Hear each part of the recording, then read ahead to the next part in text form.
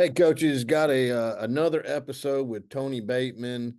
Tonight he goes over his nickel package, which again is so simple and so effective. I'm really impressed with Tony. If you are a defensive guy, hearing him talk is going to help you a bunch. If you're an offensive guy, I think understanding how a D coordinator thinks and understanding what he's looking for in his nickel package will help you a lot also. I hope you enjoy it. Real quick for those, how we go nickel is this. It looks like a standard 4-2-5. So what you will notice, now normally he's not this close. He's getting ready to blitz. I'm gonna back it up a little bit. So he's typically back here about where this hash is at linebacker depth. He's getting ready to blitz. So that's why he's creeping. So what you notice is the nose tackle is no longer here. So what we do is we did a nose tackle off the field. Okay. He's actually over here, I think, getting some water. And we bring an extra defensive back, what we call our nickel back or our nickel safety. We bring him on. So that's why you see the two deep shell and then an apex down here. Now, this blitz, what we do, so you'll understand personnel wise, the rover is right here. So that's actually this kid that's creeping up. So we're in base personnel. This is your starting rover. Okay. So we bring the extra DB on and he's playing back here. The reason we do that is because this guy is still involved in some of what we do run game as well. If you got a kid that's an athlete, later in the year was this kid down here, number 3. He's the one that caught the pick 6 that you saw on film. It's basically a kid that's a cover guy only. He doesn't have to be a great tackler or a box player. So the base guys are the ones that are up here. All we've done is take the nose tackle off and bring a DB on. So when our guys hear me say nickel, they know it's a sub package for us. So the cool part about this is for y'all watching the video is I don't have to teach them how to line up in a different front when I do this. All I do is say nickel and our nose tackle leaves the field and a DB comes on. You notice our backers are still standing here. Our 3 techniques are still there. Our edge rushers are still there. So in theory, I installed a different look defensively, but all I really did is create a sub package. I didn't make it where they have to line up in different shades and all that kind of stuff. So once again, it's a keep it simple concept. And you'll notice on this here, you'll notice that we get a 2 off the edge concept. 18 comes off the edge. Now, this is where 18 messed up. He got a little bit too far inside, and that's a Division I quarterback. He just committed to the University of Hampton, if I remember right. So he give him a little dead leg, and he gets up out of there. All right. But it's the same 2 off the edge blitz that you were seeing previously. We're just doing it with 5 people instead of 6. But it's the same 2 off the edge blitz. Now, we're not running our base cover 3. We're actually running cover 3 cloud. So you'll see this corner right here squat on this out route by number 3. Okay. Our backer right here does a great job expanding his zone, especially when he sees the quarterback get out of the pocket. So typically, and he did it right, he's supposed to get to the middle hook. And as you can see, he does a good job. He's right there, boom, in my hook, right there. But he sees the quarterback escape. So what he does is typical of a scramble drill. He just expands his zone out. And he makes a good play that was almost a great play, and I'm going to let it run.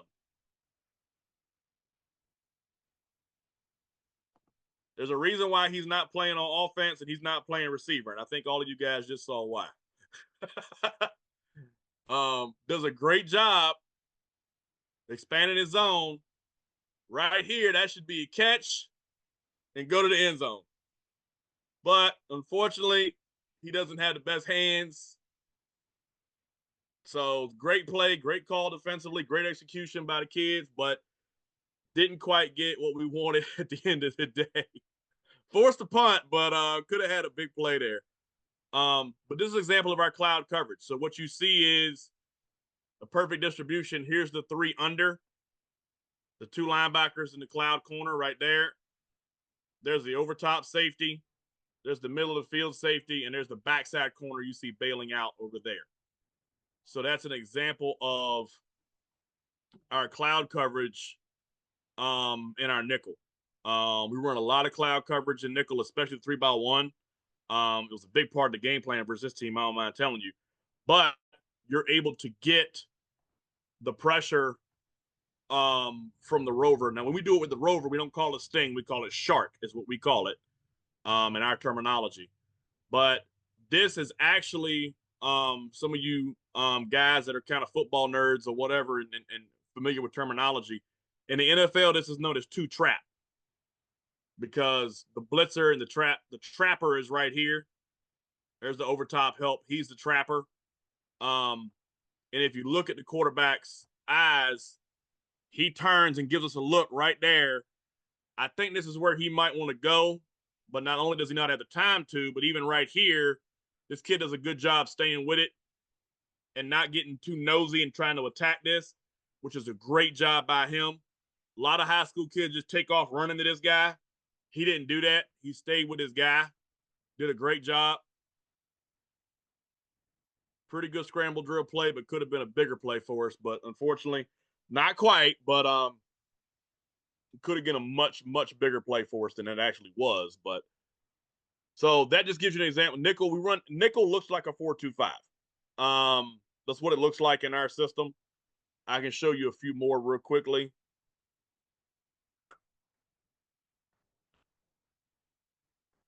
So they're actually in a too tight set, but we stayed with it. Well, tight end and an H back. We stayed with it, so it looks standard like a 4-2-5. Now he's not blitzing, so you see he's basically back even with the backers now. His rule is still the same. He's to the field. Get full flow this way. He does a great job turning it, and we get a TFL there. Our edge player got a little aggressive, got a little nosy. We want him outside shoulder this kid. He kind of attacks him head on, and gets turned. But that's why we put a rover to the field. He does a good job coming downhill and kind of filling that alley for us. He does an excellent job. Excellent job. So that gives you an idea of what the run fit looks like in the nickel. It's not too complex. Now you can't live and die in it, especially versus tight end heavy sets, because we are in a light front down here. But versus perimeter runs, and things of that nature, it's pretty good. It's pretty good versus perimeter runs. I'm gonna give you another shot of what our cloud coverage looks like. Joe, anytime you got a question about it or anything, just holler at me. But I told you we played a not a nickel versus this team. This is actually late in the game, third down. So we got trips again.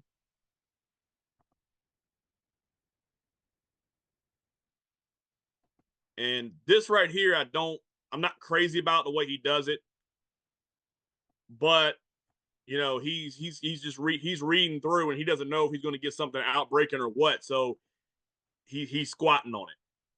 This kid here does a heck of a job playing the over top. When he first did this, I thought he had an interception. I ain't gonna lie to you. When this ball was in the air, I thought it was picked off.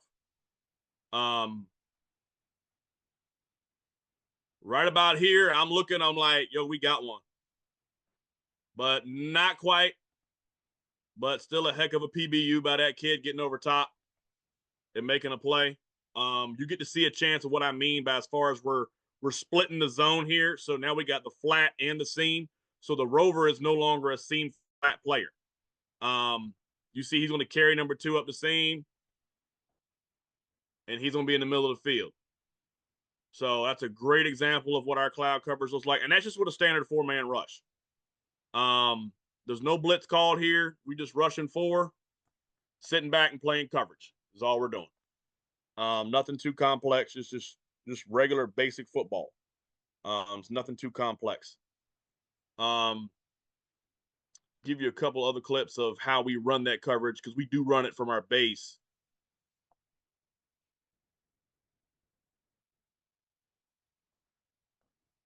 So I can show you the same coverage from our base really quickly here.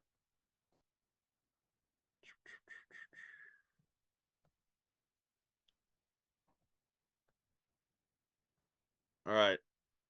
Now, this is now our base. You see the 5 man in front. All we've done is make a hawk call, which puts our jack out here. Now, the backside of this, we run something on the backside. We call it cut, and the corner makes the call. So if we got a back to this side, or we're thinking we might get a rail route or something like that, he can make a cut call, which all cut is he's telling the first linebacker inside to look up one. Is what he's basically doing, or be alert for a crosser. Okay, be alert to cut underneath me because I'm taking anything along this line. So you see, we squat right here, and the referee kind of gets in the linebacker's way, but the corner did a good job. Did they complete the pass? Yes.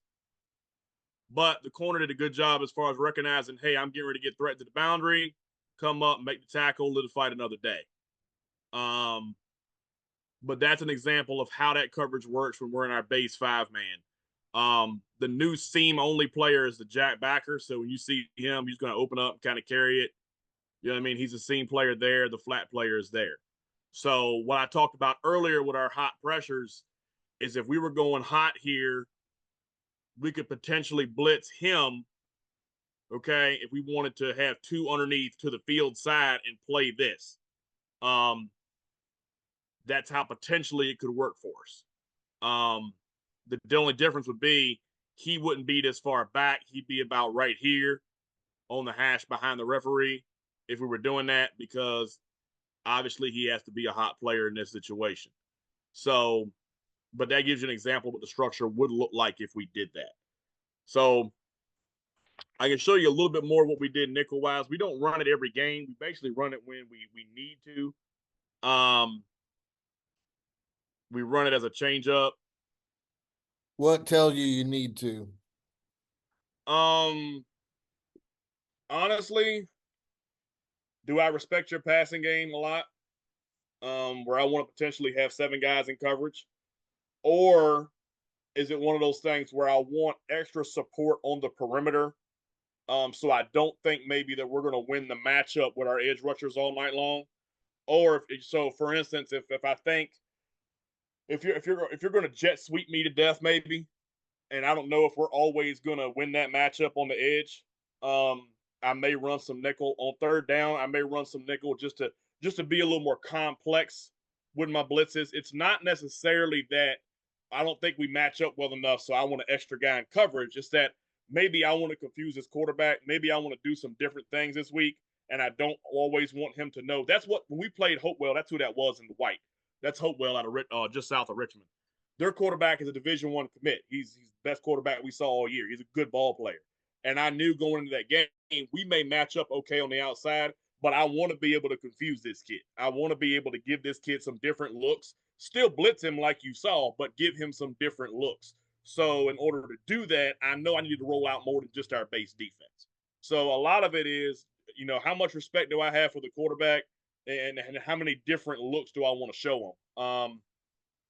The one I'm getting ready to show you, he's probably the best quarterback in our district. Our quarterback would get mad if he heard me say that, because our quarterback led the district in passing. So our quarterback would get really upset if he heard me say that this kid was the best quarterback in our district. What this kid that I'm getting ready to show you is probably the best dual threat quarterback in our district. That's probably the best way I can put it.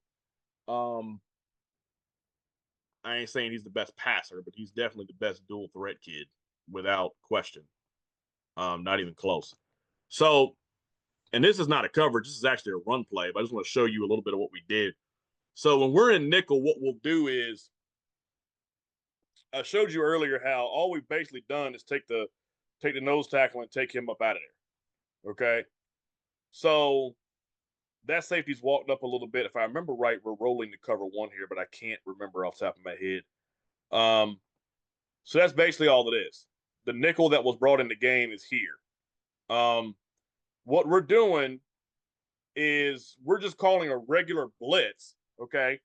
But what I do when I'm in nickel is I give them the freedom to stem it head up with the center if they're not going to call a game. So if they're not going to call something where this 3 technique rips A gap and then he's going to come B gap, if they're not going to do that, then I tell them to go ahead and stem it. And what I mean by stem it, some of you guys may have seen Myles Garrett. He'll do it sometimes. He'll walk right up on the center. Last year, Micah Parsons did it multiple times. So what they'll do is they'll just stem it up like that. Okay. And, then we'll call the play. So in this situation, they actually called a run play when we did this. 53 makes a pretty good play there coming off the edge. And what I love, like you see, he blows. I mean, he destroys the center on that. The center right there, boom. He picked the side and he beat him on that side. So, and if you look at how we can fit it, watch the backer here.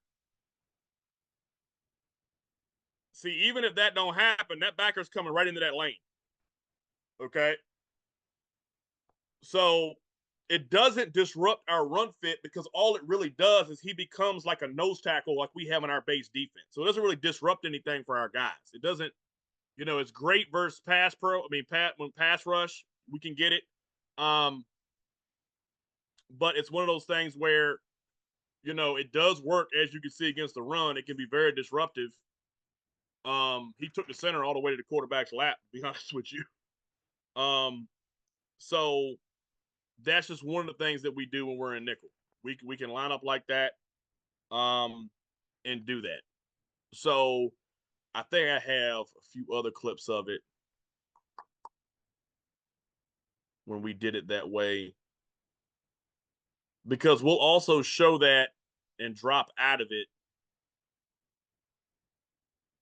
But I don't know if I have it like immediately for you to see.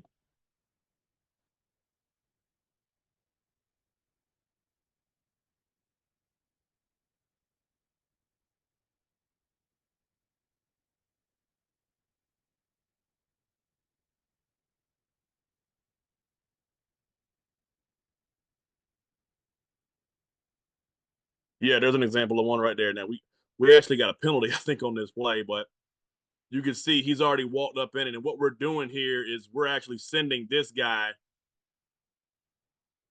He jumps off sides. We're sending him, and he's going to drop out. This kid right here. So just gives you an example. He's going to come here and he's going to drop. So I knew we did it a couple times that game. And when I'm doing that, I'm telling them, I'm making a mug call for them to do that if he's dropping out. If he's not dropping out, I don't call mug. I just call nickel, red, call whatever it is. And if he's blitzing, he's going to stem up there on his own. That's going to be completely on him. We even do, what Mike Zimmer made famous years ago. We even have our own version of that. We do it two ways. We can do it from our base. We can also do it from nickel. This year I did both. I'm trying to see if I could find it. I think this is it right here. So, Joe, I don't know if you can see that, but now this is just me making a mug call in nickel personnel. So when we're in nickel personnel is this.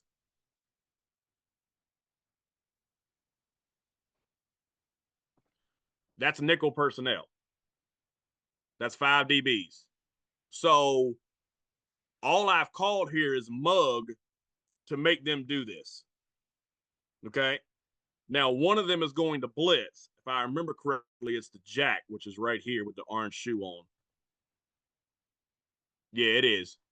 So this call was mug jack, and I'm gonna see what we're probably in red. Yeah, there you see the.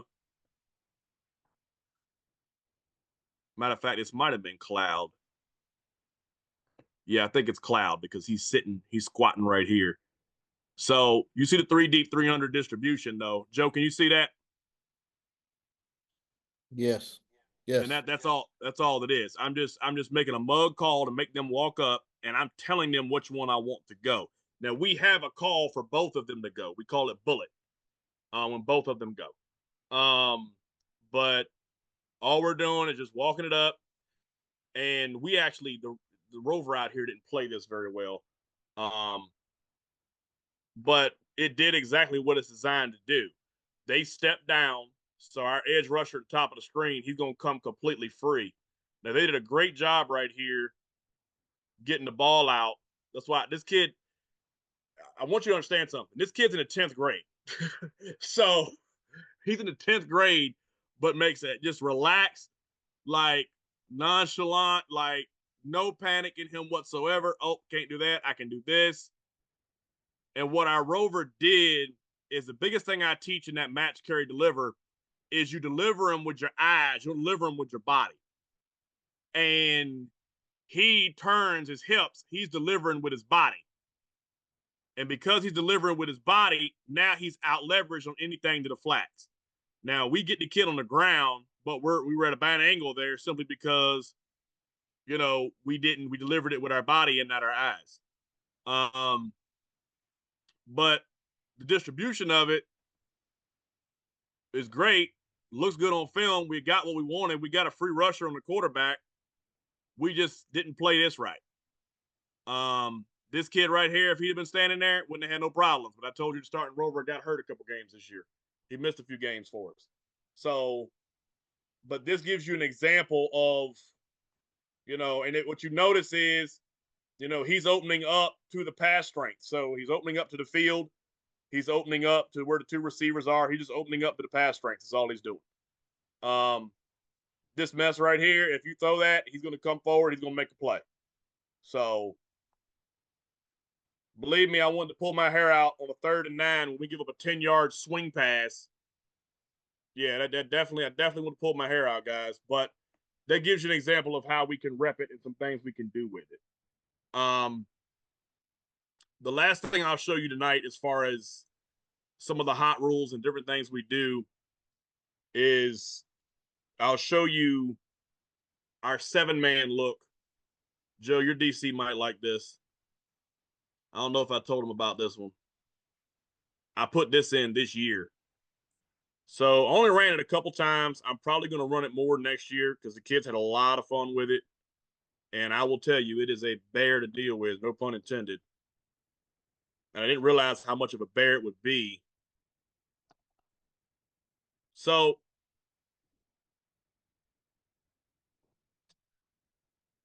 I don't want your eyes to deceive you, gentlemen, but that is 7 people at the line of scrimmage. What do you think of that, Coach? Looks kind of scary. What you got? Got the inside backers? What that is we combine sting with a mug concept. So the way we run mug when we're in base is we just walk the mic up and move the nose over. Okay. So we still have 2 A-gap players. We're just moving the nose over to do it. When we call this, I'll write it on up here for you guys to see. What we call this is dice. That's what we call it. My handwriting is pretty good today. That's what we call it. And what we do is we combine sting with mug. So you see here, this kid right here is the backer that would be running sting. You see the 2 of them right there. The mic is standing right there. He's right here. And we send all 7 of them, baby.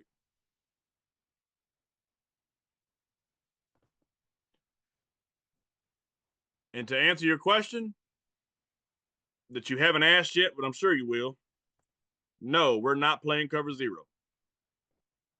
Why do you think he's standing right there?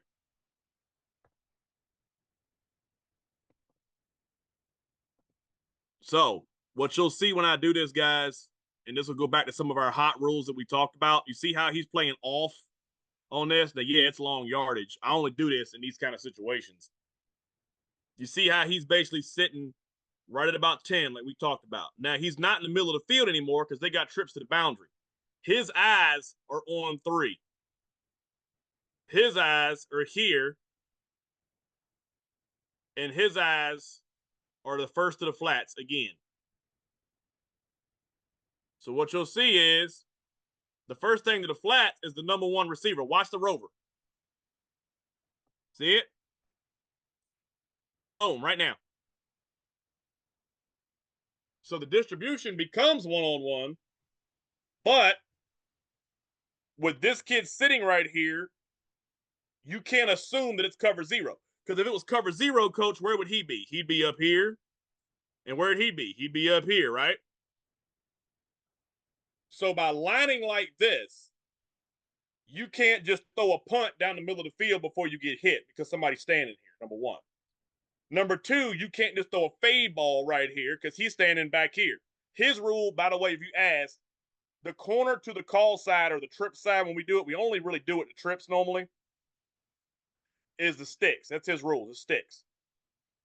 Get on the sticks. 10 yards or the sticks, whichever one is shorter. 10 yards or the sticks.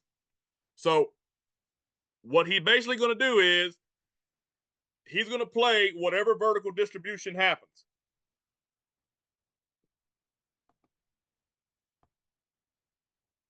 The rover's going to jump the first thing smoking.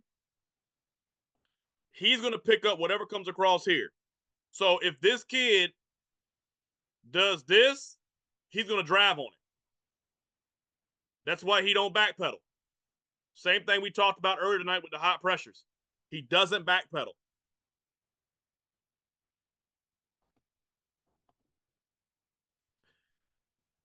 Now, Joe, I'm going to show you something to make you laugh, and some of the other coaches on the film, when you guys are watching it, you probably laugh. Watch this coach down here.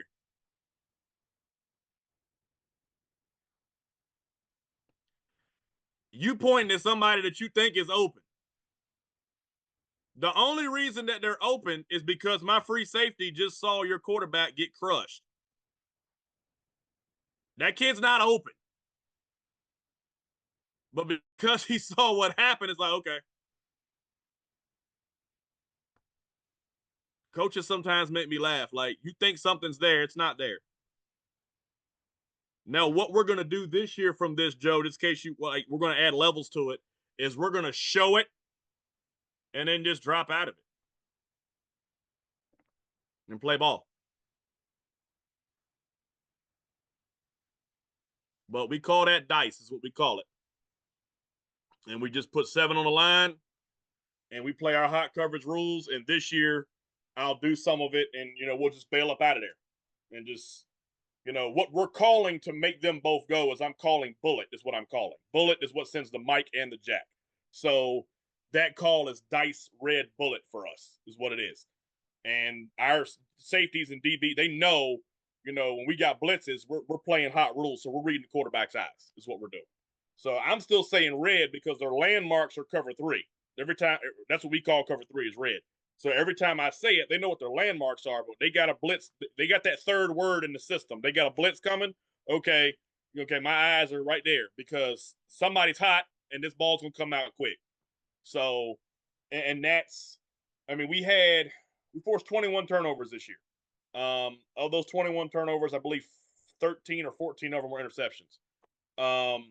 So we were able, and we had 27 sacks. But yeah, we played more than 10 games. We had 27 sacks. And we had a lot of them, man, that, like I showed you 1 or 2 of them on film, should have been a sack, but kid made a move and escaped, or, kid gets the ball out of his hand at the last second. So it's like, you're making plays. You're getting pressure on the quarterback, but you weren't quite getting there. But as far as ones that we did get there, we had 27 this year. And it was one of those things where I think our sack leader, Tyreek, the kid you saw, number 20, I think he only had like 8 solos. So it's kind of an equal distribution. It's not just one kid's got like 15 or 20. No, it was an equal distribution just based upon the amount of pressure we sent and who was getting there and stuff like that. So I will say this: every one of our starting defensive linemen recorded at least 2 sacks, every single one of them.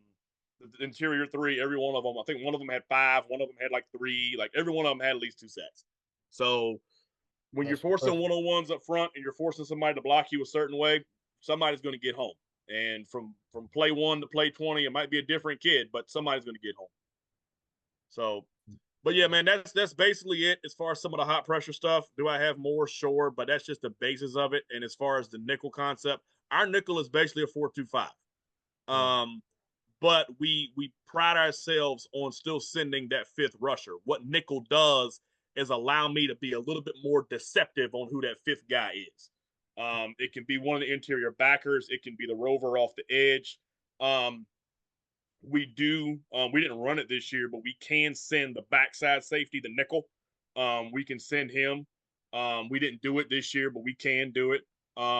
Because our rule on that when we run our coverage is we either rotate away from rotate away from the rover, or we rotate to the blitz, depending on what happens. So if I just call nickel cover 3, we're going to spin away from the rover. Is what we're going to do. We're going to spin away from the apex. If I call a blitz, we're going to spin to the blitzer. So if you're the backside safety in nickel, which is what our nickel safety plays, basically what you're teaching him in practice is if one of these interior backers are blitzing, you're rolling down to replace. Okay. If nobody's blitzing, then you're just a seam flat player on this side, like the rover is on the other side. Okay. And if the blitz is coming from the perimeter on the edge on the strong side, now you rock back middle of the field because the field safety has to roll down because we sent the blitz from the field. That's basically how it works. So that's kind of the safety play 4-2-5-ish version of our system and how we mesh them together. Um, because what we teach is when we're in base, our rover and our jack are our seam flat players, as you know. Okay. But when we go nickel, it's the rover and the nickel safety that are our seam flat players. Um, the only difference is we're doing it from too high. So that's the only difference. But you're teaching the same kids pretty much the same thing. And you literally can say, hey, Billy, you're standing over here where Bobby stands in base. So you're doing what Bobby does. You're playing this. You know what I mean? And you just keep the rules the same. That's the definition of a system. You keep the rules the same no matter what look you're in, and it becomes easier to teach and easier to add layers to. Now, when you're in 7-on-7, do you run nickel or do you just play base? I've done both. I've done both. I'll be honest with you though, when I'm playing nickel, a lot of times I run 2-man and piss you guys off that love to throw the ball over the yard. Um, but yeah, I've done both. What we do typically is when we're doing 7-on-7 ourselves, amongst ourselves, I try to run more base because I want to get the kids used to the 3 deep, 3 under distribution. If we go to tournaments and stuff like that, I may run more nickel because I know how much time they're going to have and the ball's going to come out. So, but typically at our own practice, if we do 25 plays of 7-on-7, maybe a half a dozen of them are in nickel, and the rest of them we play base. Because when we're practicing against each other, I'm not necessarily getting mad because the pass was completed. I'm looking at are we where we're supposed to be based upon the concept that was ran against us. Um, because I know 7-on-7 is not real football, and just because you can complete that today with t-shirt and shorts on in 80-degree weather doesn't mean you're going to do that in the middle of October with 5 guys getting ready to hit you. So the biggest thing I'm looking for is are we in the right spots? Um, and once I establish, okay, we're in the right spots, then yeah, I'll run more nickel and do stuff like that. But I want to know that we're in the right spots because for the linebackers, their right spots is pretty much the same whether I'm in nickel or in base. Um, the Mike and the Jack are both in there when we're in nickel. The Mike and the Jack are both in there when we're in base, unless we're in our Hawk look, which is when the Jack apexes and we play a penny alignment. But even still, he's a seam flat player no matter what. Um, he's a seam flat player in base. He's a seam flat player when he apex him out. The only time he's not playing a seam flat is when we're in nickel and now we got 7 in coverage. Nobody's blitzing. And yeah, he can play more of a hook instead of a seam because there's a safety behind him that's going to roll down and help him out.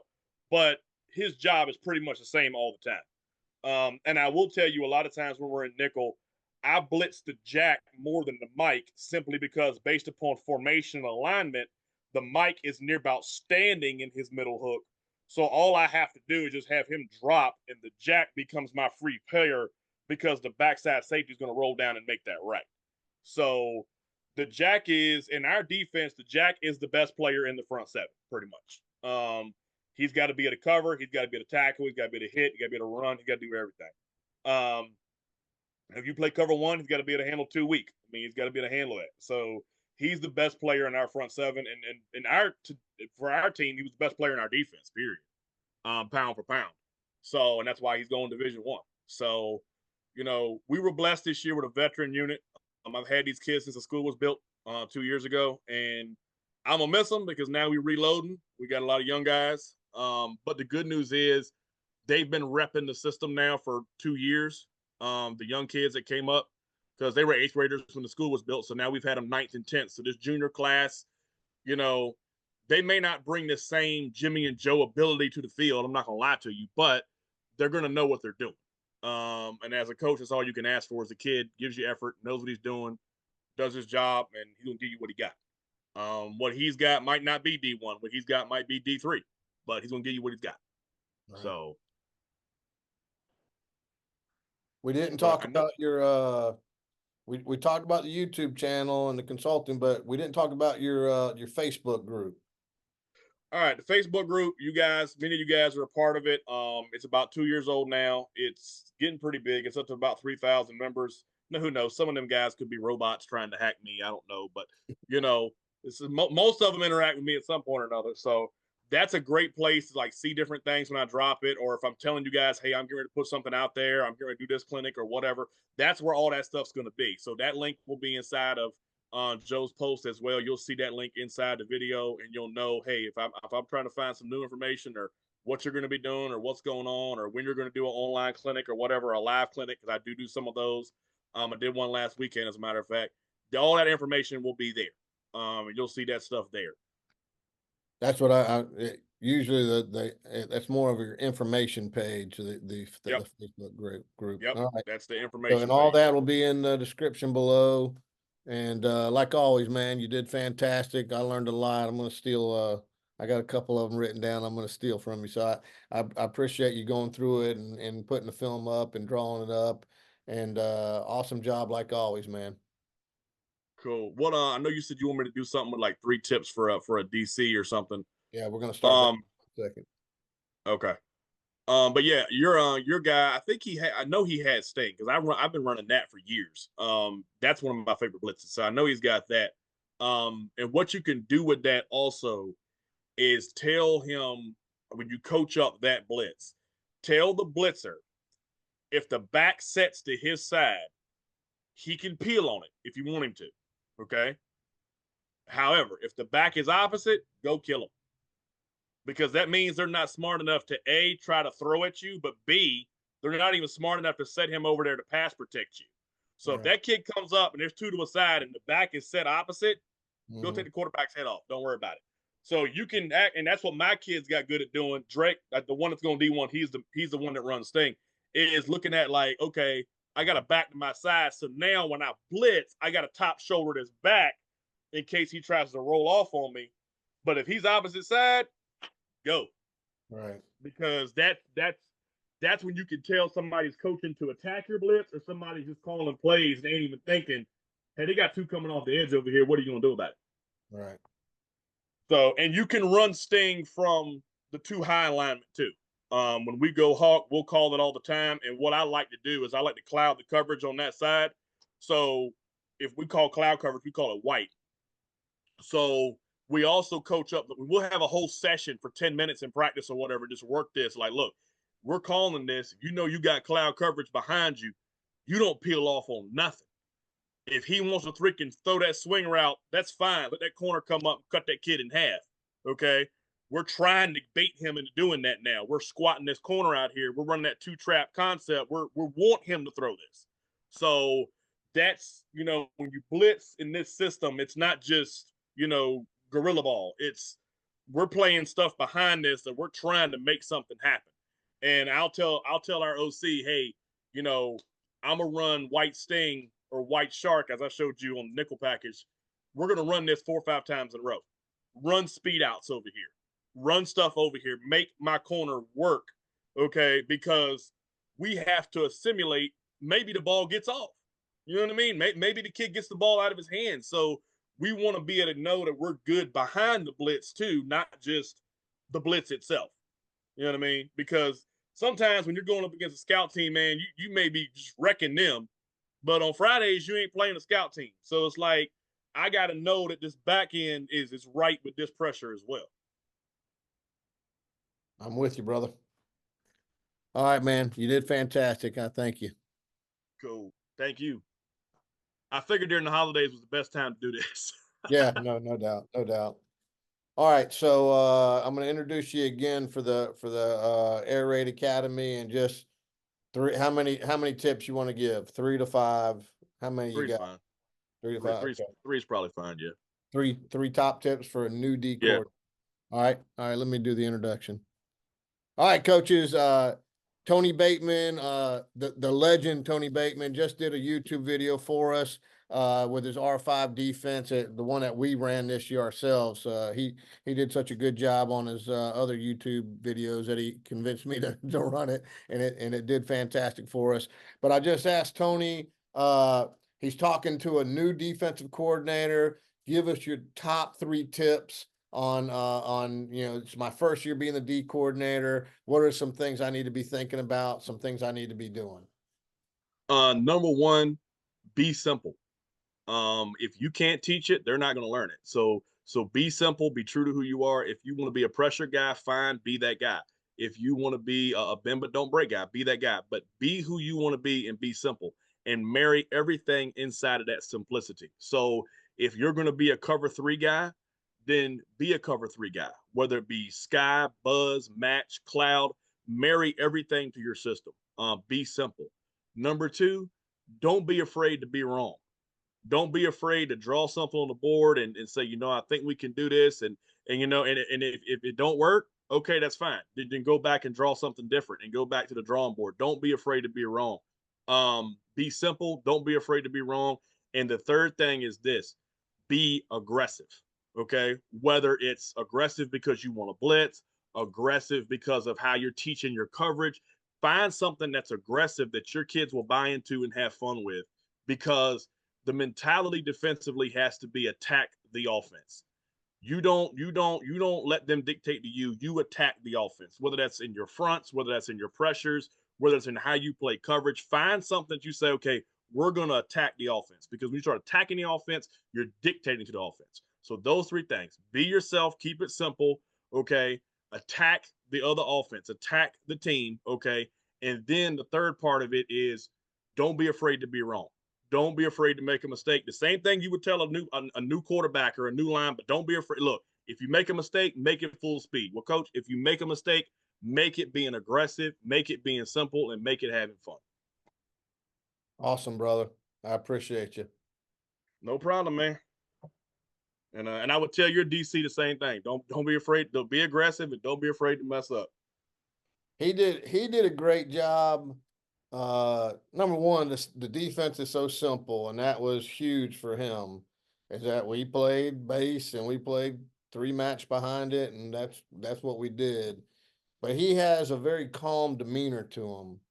And that was what was missing the year before. We had a guy that kind of got panicky when things didn't go right.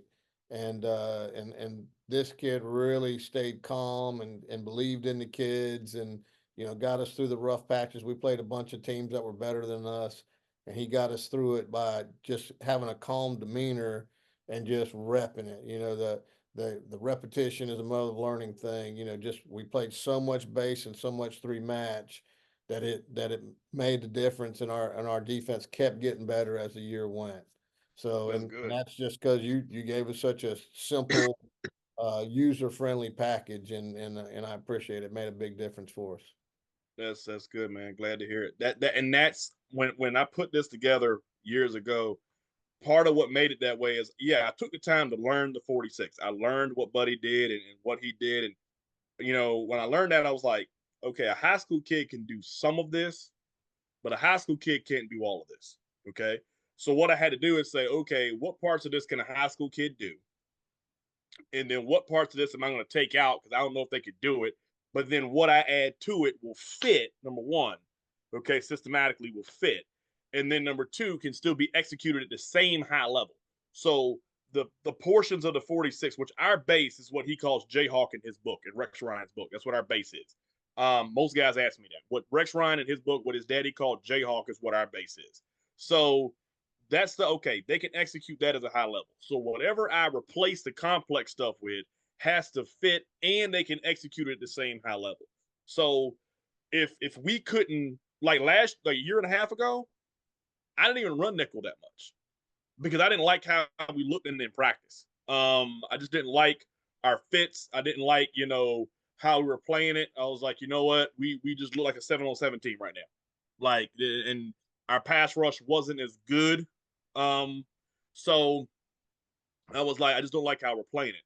This year, I intentionally spent a little more time on it in the summer and got on the board with my linebackers coach and made sure he understood, like, look, dude, these jokers, they don't have to go nowhere. They're in the box still.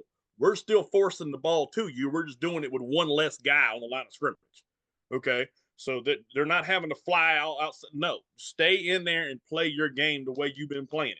Just the kid that normally sits there, he's a mirage now. He's not there no more. But you still play it the same way. And when we really kind of beat that home to him, it made it work out a little bit better for us. But all the stuff that I do, I take, like, some guys, man, and you're an offensive guy. A lot of my friends that are offensive guys, I joke on them all the time. Like, man, y'all get on TV, y'all watch the Rose Bowl or the Orange Bowl, or y'all watch the Super Bowl, or what, y'all watch something on TV and y'all try to duplicate it. For me, defensively, sometimes it's a little easier for us to duplicate what we see than it is for y'all. Because number one, y'all don't have an NFL quarterback or a Power Five quarterback, so that has a lot to do with what you see. So you may not can duplicate Chip Kelly yesterday because you don't have Will Howard. You know what I mean? You don't have Jeremiah Smith, so you may not be able to duplicate that. But what we do is I try to take things that I see that I know are being done for a purpose, whether it be the double mug look or whatever. I take stuff I see. The 7-man stuff I got from Flores. That 7-man look, I got that from Brian Flores. Flores ran that about 25 or 30 times a couple of years ago in Miami when he faced Lamar Jackson. There's a whole YouTube video, bro. It's like 15 minutes long of literally them going through how many times Flores put 7 guys on the LOS and attacked Lamar Jackson. Okay. But wasn't playing a true man-to-man behind it. Sometimes they would drop out, sometimes they would all go, and he would mess around with it. So the double mug stuff, obviously Zimmer made that famous years ago. So I try to take stuff that I know is being done for a purpose and say, how can I get to it without defeating what we're teaching from a base concept? Okay. And it's one of the reasons why I will live and die on a cover 3 hill and I'm not a quarters or cover 4 guy, is because every pressure in America, for the most part, is drawn up with some kind of 3 deep background. Okay. You don't see a lot of guys drawing up blitzes from cover 4. You don't. The reason you don't is because the field spacing won't let them do that. Because I don't consider anything less than 5 people a blitz. So if you drop a 5-man rush and you run cover 4 behind it, okay, you have 2 underneath players. That's it. Okay. But think about this as a high school coach. That means one kid is responsible for the entire underneath to the field. Because in high school, they put our ball on the hash. Mm-hmm.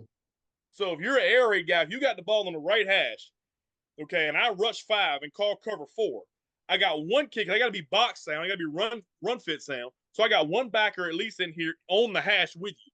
You understand what I'm saying? Mm-hmm. So I got one kid apexed out here that's responsible for hash to sideline underneath this cover 4 shell. There ain't no kid in the state of Virginia or North Carolina that's probably going to be able to do that.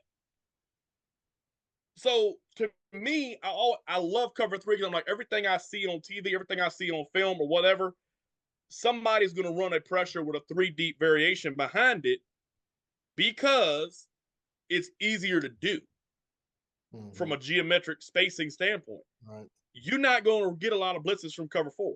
Now, like I told you earlier, you can go in there and look at it. Narduzzi's got some cool stuff where he lines up in a 2 deep shell. Okay. And they squat both them dab lane corners, and the Mike is basically roaming by himself. and they play a 2 deep 3 under fire zone. And it's pretty cool. All right. But again, for us looking at high school spacing, I'm like, that freaking Mike would have to handle hash, at least hash to hash Mm-hmm. to do that. Now, if you want to tell me that corner's got hash to sideline underneath, that's fine. But that Mike's got to be able to handle hash to hash. Okay. Now, do I think it's doable at the high school level? Yeah. But part of me is like, why? Because unless you're in a 2-by-2 and you're throwing the ball to the boundary, I don't necessarily need over the top safety help on the weak side. I would rather have him as a deep middle player, which is why I run 3 clouds so much. Mm-hmm. You know what I mean? Because not many people are running like high low concepts into the boundary in high school because the spacing is just not good unless your quarterback is just pinpoint with his accuracy and his timing. You're gonna mess around and get in a situation where one guy can guard 2 All if right. you're not careful.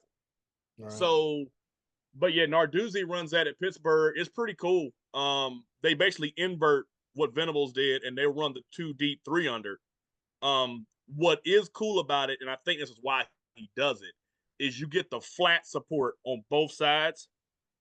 So if the guy's trying to check hot and get the ball to a running back or get the ball quick on like a screen game or whatever, you got the flat corners coming up hard on both sides.